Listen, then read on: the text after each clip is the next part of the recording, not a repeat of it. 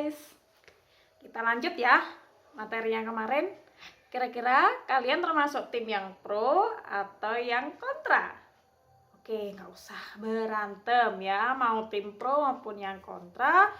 Kita tidak akan mencari mana yang benar maupun yang mana yang salah, tapi kita mencari solusi ya atas kontradiksi ataupun pro dari rekayasa genetik. Jadi solusinya bagaimana ya kira-kira? Solusinya sebenarnya satu ya, harus ada regulasi yang jelas. Nah, kira-kira kalian tahu nggak kalau di negara kita boleh nggak pangan transgenik itu beredar? Ayo, boleh nggak?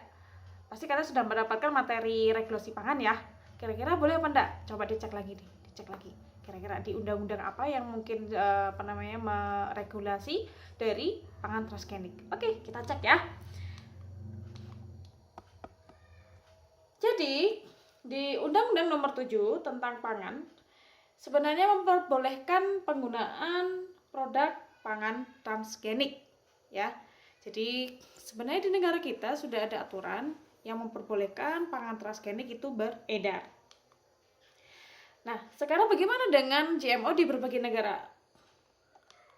Wah, ternyata di berbagai negara pun juga sudah mereka mulai membuka diri ya untuk menerima ataupun menanam dari GMO atau genetically modified organism.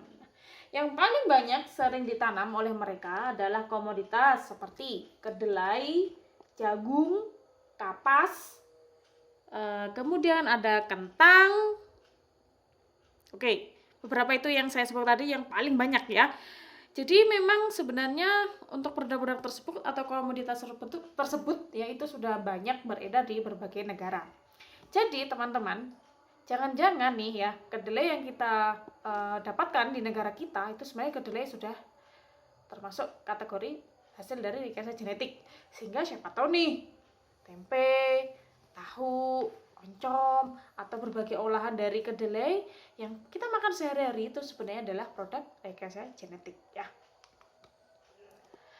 Kemudian bagaimana cara mengenali bahwasanya oh yang ini adalah rekayasa genetik, yang satunya adalah bukan? Maka jawabannya hanya satu. Butuh yang namanya regulasi tentang labeling. Nah, balik lagi teman-teman, ini terkait regulasi ya. Kalian harus mengecek ulang bahwasanya ternyata di negara kita itu sudah semuanya terregulasi dengan baik ya terkait tentang beredarnya rekayasa genetik. Kita cek ya di regulasinya ada di tahun berapa dan nomor berapa ya, kita cek. Yang pertama adalah di peraturan ya di PP nomor 69 tahun 1999 itu sudah ada tentang regulasi label dan iklan pangan. Kemudian diperkuat dengan PP nomor 28 tahun 2004 yang di situ sudah menjelaskan tentang keamanan mutu dan gizi pangan terkait tentang syarat dan tata cara pemeriksaan pangan produk rekayasa genetik. Dan yang terakhir adalah PP nomor 69 di tahun yang 99 di yang seperti di atas di pasal 35 disebutkan bahwa pada label untuk pangan rekayasa genetik wajib mencantumkan pangan rekayasa genetik. Kira-kira selama ini kalian ketika memberi produk pangan, baik produk pangan segar maupun produk pangan olahan, apakah kalian sudah menemukan label yang di situ sudah mencantumkan bahwasannya ini adalah produk hasil rekayasa genetik dan yang ini adalah non rekayasa genetik? Belum ya kayaknya ya. Oke, berarti ada suatu hal yang mungkin terkait regulasi yang masih lemah di negara kita. Nah, ini ada beberapa contoh produk olahan teman-teman ya. Jadi misalkan ini seperti yang sudah kita cek tadi di berbagai negara, komoditas yang paling sering ditanam kemudian diolah itu adalah berbasis kedelai, jagung, kentang. Jadi apabila kedelai itu sendiri sudah termasuk dalam kategori pangan transgenik, maka ketika diolah menjadi produk olahan yang lainnya seperti tepung kedelai, minyak, tahu, tempe, susu kedelai dan lain sebagainya, maka beberapa olahan produk ini juga termasuk kategori pangan transgenik. Nah, untuk jagung jagung bisa kita olah menjadi berbagai macam produk olahan seperti tepung, minyak. Kita bisa membuat dalam olahan sirup, bahkan untuk formulasi makanan bayi. Kemudian dari kentang. Nah, ini bagi kalian yang suka makan kentang nih ya. Jadi kalau suka keripik kentang misal ya.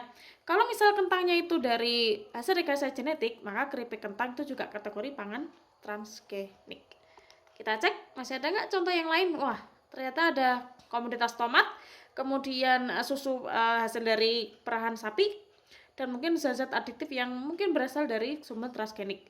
Jadi kalau kita misal makan saus, pasta, kemudian berbagai olahan lain dari tomat, kalau tomatnya hasil rekayasa genetik, berarti ya pangan olahan itu juga dikategorikan sebagai pangan transgenik ya.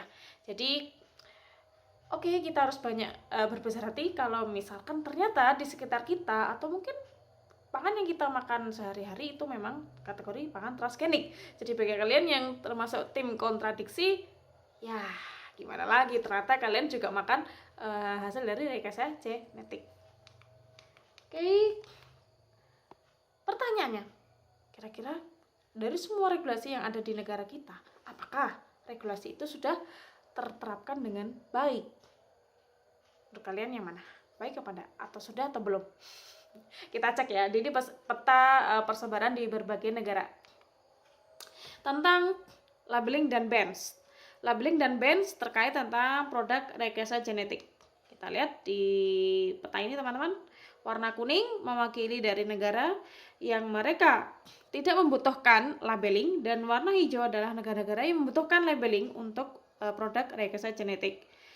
Jadi memang untuk Amerika mereka sangat membebaskan untuk produk rekayasa genetik, tapi untuk yang warna hijau ini mereka harus ya, mereka mewajibkan makanan rekayasa genetik itu harus mencantumkan labeling.